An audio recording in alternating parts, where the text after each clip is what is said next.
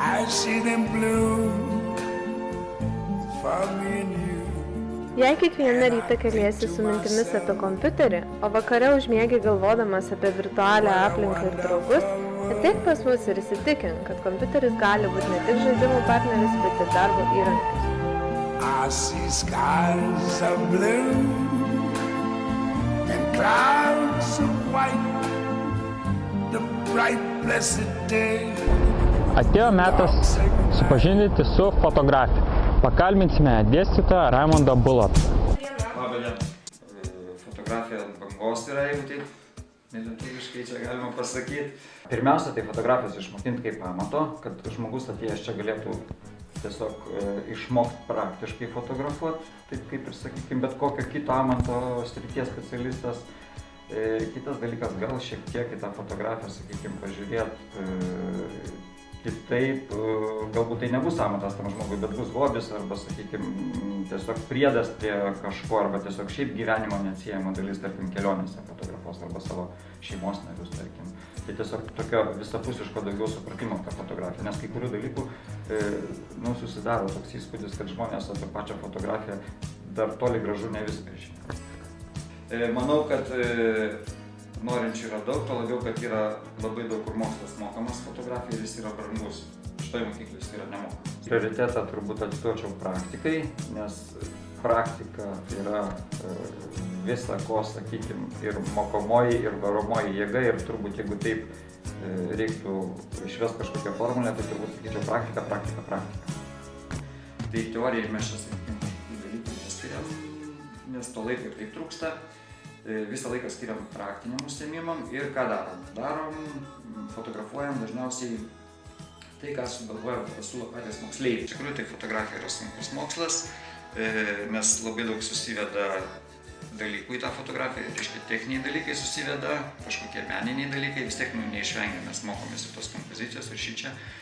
Ir kažkokie tai, sakykime, psichologiniai, emociniai dalykai. Čia turiu omeny dirbant su žmonėm, kada fotografuojam žmonės. Dėkoju už pokalbį. Dėkui jums. Profesija kino mechanika. Pakalbinsime dėstytoją Vilių Paplovą. Labą dieną. Ko šioje profesijoje žadate išmokyti savo studentus? Ką galima išmokyti? Išmokyti pilnumoji tą, ką sugeba kiekvienas kino mechanikas. Pilnumoji priimti, paruošti juostą, pradėti ją demonstruoti. Ir svarbiausia, kad visų nesklandumų, kurie visada tikrai iškyla, nepastebėtų žiūrovas. Nes pagrindė kino mechanikų reikia kokybiškai perteikti filmą pačiam žiūrovui. Turbūt vienas iš svarbiausių klausimų tai perspektyvos. Kokios jos būtų Lietuvoje? Kino mechanikų visada reikės, tik tai klausimas, ar tai bus kino mechanikas, ar ne bus video mechanikas. Nes palaipsniui aparatūra naujėja, dabar atsiranda skaitmeniniai kino projektoriai 3D, tai būtent ir stengsimės išmokyti dirbti tiek su sena, tiek su nauja aparatūra. Tarp senos ir naujos aparatūros pagrindinis skirtumas yra tai, kad naujoje aparatūroje visiškai nėra juostų. Viskas yra laikmenuose, harduose ir visa informacija jau eina grynai kabeliais, tiek vaizdas, tiek garsas eina per laninius kabelius, ko anksčiau galima nebuvo patikėti. Ir dabar užtenka paspausti knopkę, kai vos ne kaip su buitiniu plėriu ir pasileidžia filmas. Tik tai reikia jau jį sustiguoti. Šių dienų kino mechanikai nėra idealizuojami, viskas labiau supaprastinta, lyginant su senesnėmis dienomis. Ar manote, kad plečiantis technologijoms dar išliks šį specialybę? Aš manau, kad kino mechanikas turėtų bet kuriuo atveju išlikti. Gal pasikeis daugiau jo specifika, bet toks kaip kino mechanikas, kuris prižiūrėtų kino projektorius, kuris paleidinėtų visus kino seansus, bet kuriuo atveju liks. Pas mus toks sutapimas, kad Forum Cineme dirba visi kino mechanikai, baigia būtent mūsų ryšininkų mokyklą. Tai kino mechanikų tikrai reikia ir mes pačius geriausiai įsidarbiname. Ačiū, buvo labai smagu Jūs pakalbinti. Malonu.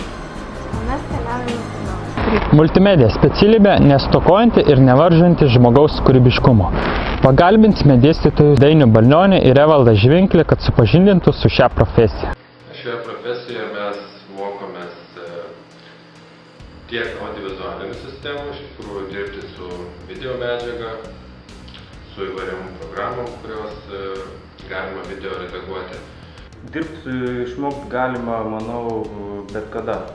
Svarbu turėti ne žinių kažkokį bagažą, bet turėti noro bagažą.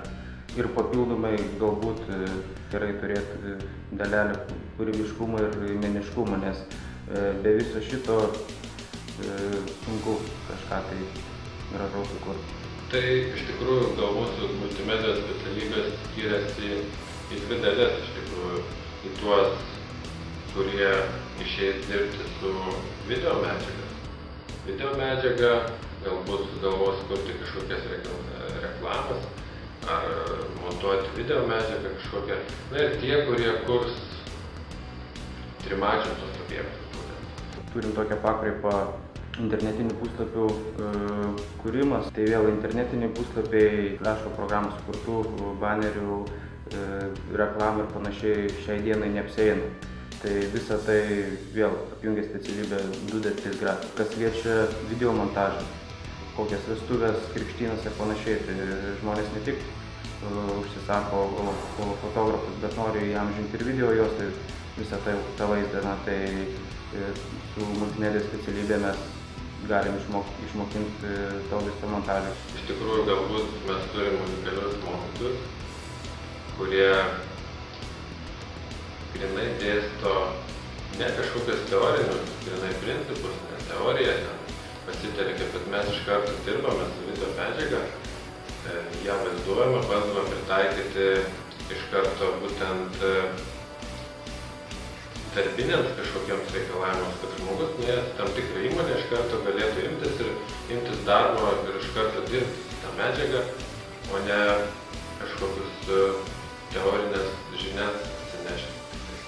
Tinklų derinimas, ko gero profesija, kuri užduoda klausimus kaip ir kodėl. Pakalbinsime dėstytoją Andrių Zyką, kad labiau supažindintų su šią profesiją. Diena. Galbūt galėtumėte papasakoti plačiau, kas tai per specialybę. Tinklų derinimas, faktiškai pats pavadinimas pasako, kad tai yra darbas su tinklais. Šitos specializacijos mokiniai mokosi kaip reiktų paruošti tos tinklus, kad mes, eiliniai vartotojai, juos galėtume naudoti. Praktiškai tie visi įvykiai, kurių mes nematom, kurie egzistuoja tam, kad galėtume naudotis internetu, priklauso nuo šitos specializacijos mokinių. Tai šita specializacija tampa labai paklausi ir reikalinga, nes, kaip minėjau, mes esame vartotojai, jeigu norit karjeros, norit žinoti daugiau už kitus, suprasti dalykus, kurių eilinis vartotojas nežino ir jums padėti suprasti, tai reiktų išmanyti tinklų derinimą. Tai sekantis žingsnis po šitų žinių įgijimo turbūt būtų tolesnis mokymas. Sakyčiau, čia yra pradinis, kurių tikrai reikia ir ten, kur eisi toliau, nemanau, kad jų kas nors suteiks. Tai kitas žingsnis būtų tiesiog stojimas į universitetą, kolegiją ir tų žinių panaudojimas, kurias jau surinko mūsų. Ačiū už pokalbį, malonu su jumis pakalbinti.